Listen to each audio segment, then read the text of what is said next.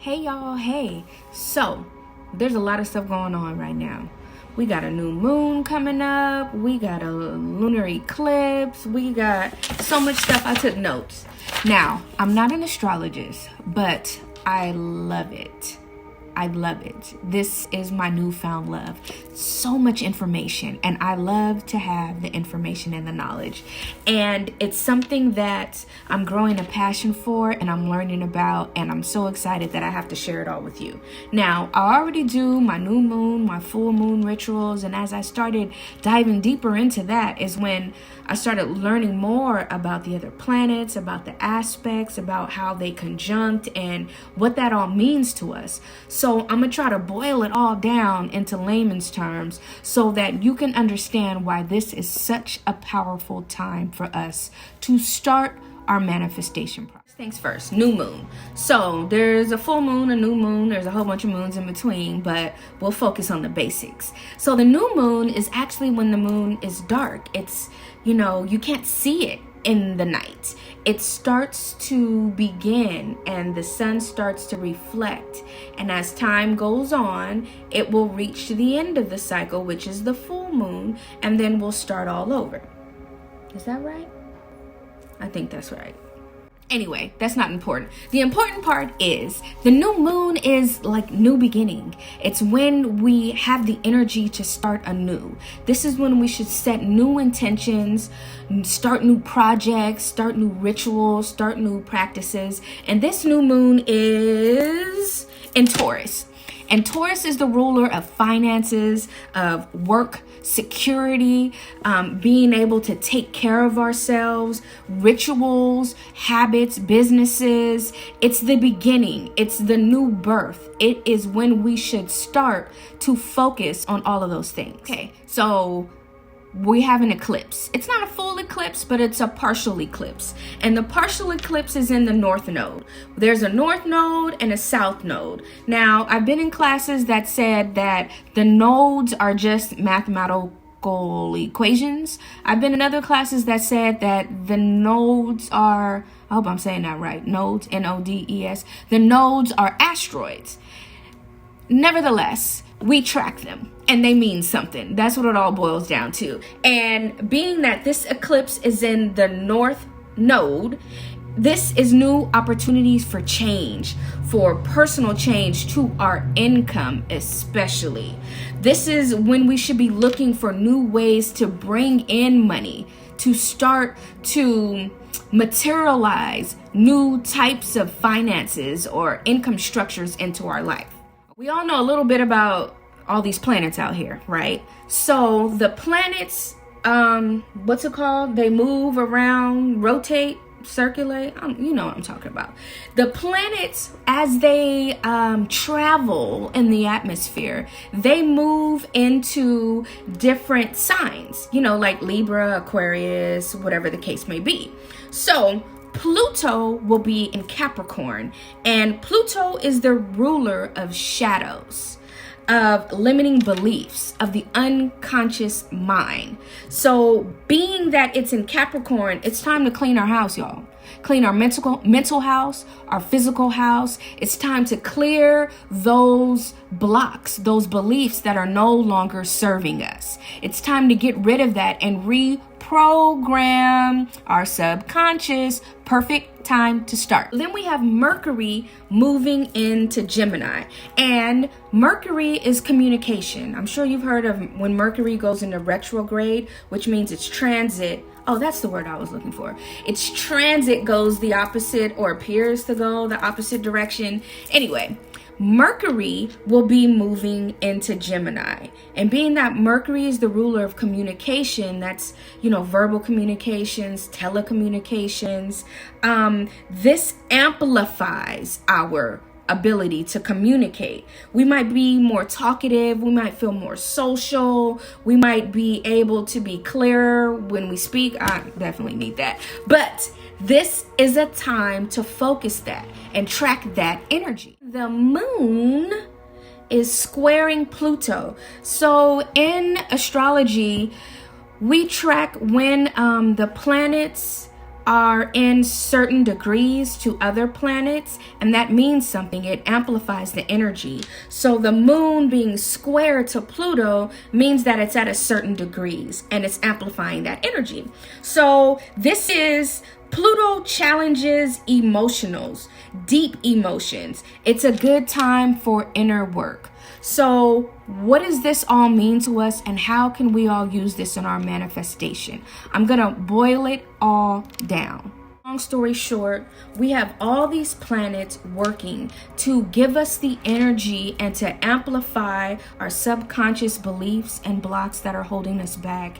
It's giving us the energy to set new routines and rituals that can help us to identify and rewire that programming that no longer serves us. It's also going to give us the clarity that we might have been missing to build new financial structures and avenues into our life. So it is a perfect time to sit down and to plan your manifestation. And I'll give you an example. What I'm going to do is I'm going to take advantage of all of this energy because I need all the help I can get. Right? And I'm sure you feel the same way. I don't have any time to be wasting. And when everything aligns so when the universe aligns to help me to do something, I listen. I take advantage. And I'm going to take advantage of this time where we got Taurus ruling money and finances and security. And then we got Mercury giving us the ability to amplify our communication. We got the moon helping us with challenging deep emotions. We got Pluto, who's the ruler of shadows. Time for shadow work. Time for subconscious reprogramming. It's time for us to start building that abundance that it's our birthright. I say this all the time. You don't have to listen to me. You can listen to the universe. If it's not loud and clear, that now is the time, that I don't know when it will ever be clearer to you. And how you can do that is just with a small, simple process. A few simple steps will help to kick off all of this energy. Start with loving yourself. Start with self-love. What I'm going to do is I'm going to take advantage of this time and I'm going to focus on me. I'm going to take every single day and I'm going to make sure that I do a practice that moves me even closer to loving me. And I invite you all to join me. Very simple. Just take this time, Thursday, Friday, because the first is Sunday. So the new moon is on Saturday, but by the first, come up with a plan. 3 things that you can commit to, that you can promise to do for you every single day.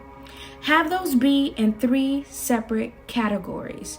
One that involves movement, so that can be stretching every day.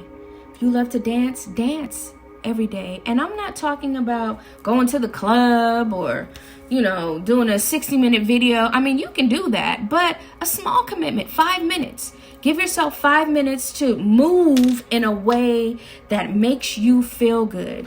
You can do qigong, you can do yoga, you can do jumping jacks, you can do any type of movement. Move your body. Let that be 1. For number 2, think about how you can amplify this energy around your money. So what is it that you dream of when it comes to your finances? Do you want to start a business? Do you want to just manifest your way out of debt? Do you just want to be more financially stable or secure? Well, what's a small thing that you can do to get you closer to that?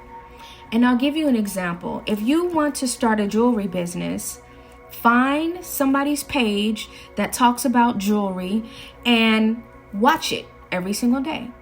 Just one video, one clip.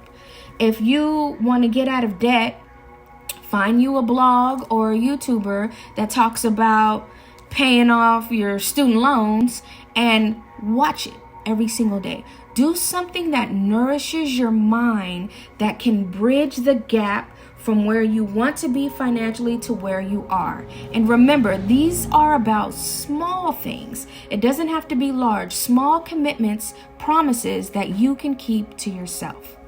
So we have movement, we have our mental.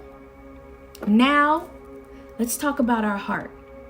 What can we do? What can we do to love ourselves?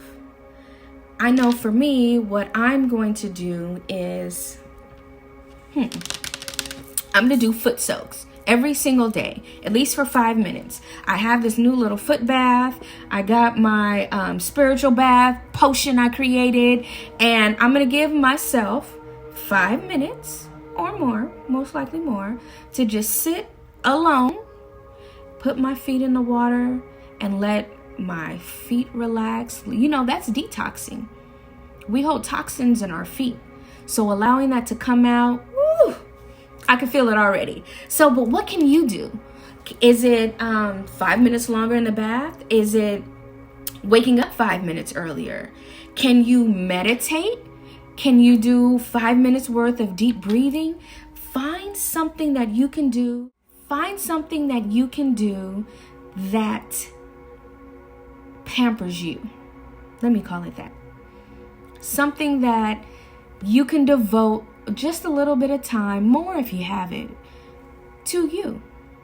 It could be different every single day. You know, for me, I might do a foot soak the next day. I might meditate the next day. You know, whatever the case may be. I might have somebody give me a massage, you know. I mean, whatever. Whatever floats your boat. But take this journey with me. I invite you to come along and see what that brings. See what comes up along this process. And I'll be popping in to check bases. I'm going to post daily about what I've done, and hopefully that will motivate you and give you some ideas. But let's take this energy, take this time, take the universe's invitation to begin the process of programming abundance into your subconscious. And these simple things, moving your body, stimulating your mind, moving closer to those things you want to manifest, and showing yourself love and appreciation are all simple ways that we can begin the process of programming our subconscious to abundance, removing these old beliefs that no longer serve us and replacing them with things that do. So if you're down, then hit the like button and let me know, what are your plans? What are your 3 promises to self? And remember, we're going to start on the 1st.